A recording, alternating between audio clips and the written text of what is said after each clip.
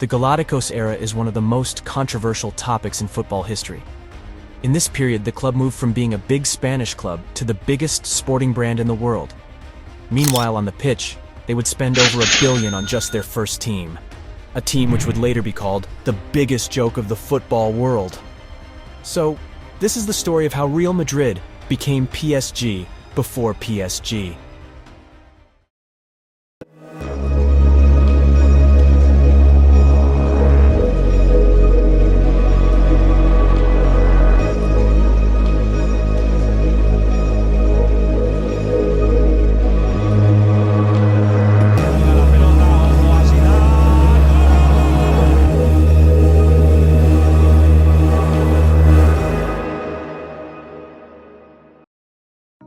In the late 90s, Real Madrid were a mess. Despite winning 2 Champions League in 3 years, the club was unbelievably in debt, struggled to fill their stadium, had only those 2 pieces of silverware in about 10 years. So, it was in this state. Florentino Perez, one of the richest men in Spain at the time, decided to run for president. After trying and failing to win the elections 5 years back, he came back stronger. He promised to sign the biggest player in the world at the time from rivals Barcelona. He promised to take Real Madrid from just a big Spanish club to literally the biggest sporting empire in the world by bringing all the best players on earth, and most audaciously, he declared he would clear all of Madrid's debt. And if he failed, he would pay back all the season ticket sales. Needless to say, his opposition had no chance. On to his tenure itself. Just as promised, a few weeks after the election, he brought in Luis Figo for a stunning 60 million euros.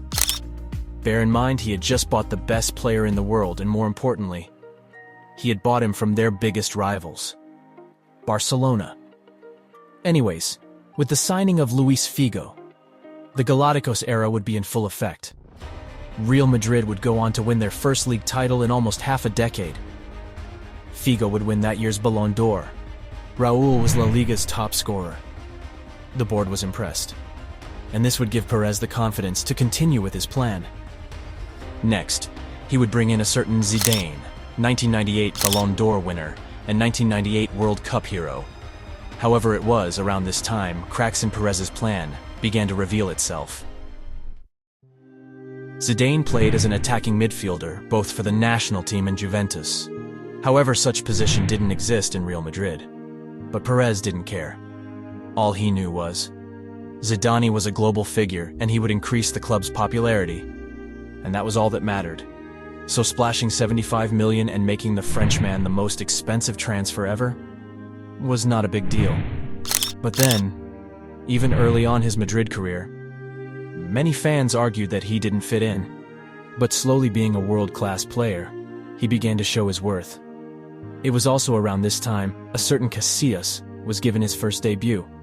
And with solid defenders like Salgado, Roberto Carlos and Fernando Higuero in midfield, they also had Makelele, who Zidane would later describe as the most important player in the squad, all led by Vicente del Bosque.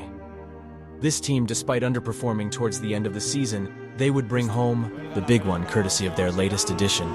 To all, Perez's plan was working. But immediately after the win, the coach started calling onto the board for more defensive players, stating that the team needed more balance and depth. So, Perez would bring in Ronaldo. Yeah. For 45 million, superstar and World Cup winner, Ronaldo Nazario became the club's latest signing. On paper, this was a good signing. Real Madrid would go on to win the La Liga title, UEFA Super Cup, Intercontinental Cup, and were en route to the Champions League trophy again. But remember when the coach talked about depth and needing defensive players? Well, Claude Makelele would be suspended during the first leg of Madrid's 2-1 win against Juventus. But without him in the second leg, Madrid literally folded. With this humiliation, Perez would realize what the coach had been warning about and finally start stacking the club defensively, right? Nope. Perez would sack Del Bosque and bring in a certain David Beckham. Genius.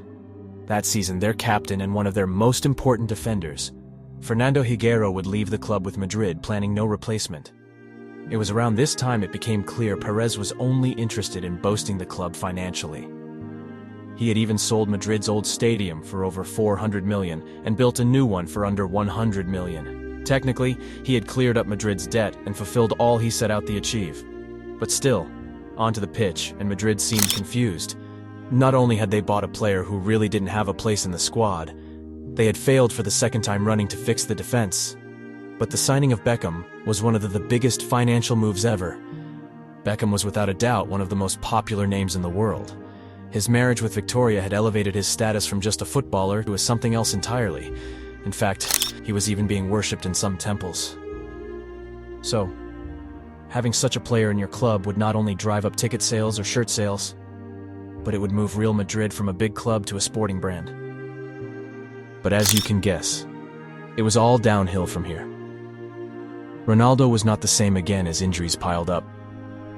Beckham was still incredible at the time, but was, for lack of proper words, not needed. Luis Figo was increasingly disappointed as he wasn't getting enough game time. Madrid would change over 5 managers as the club failed to contend for any major silverware. But Perez had one last trick up his sleeves. He signed Michael Owen. Genius. For the next 3 seasons, the club was just pathetic. With Ronaldinho's arrival in Barcelona, Madrid lost control of Spanish football, and in 2006, Perez resigned. Thank you for watching.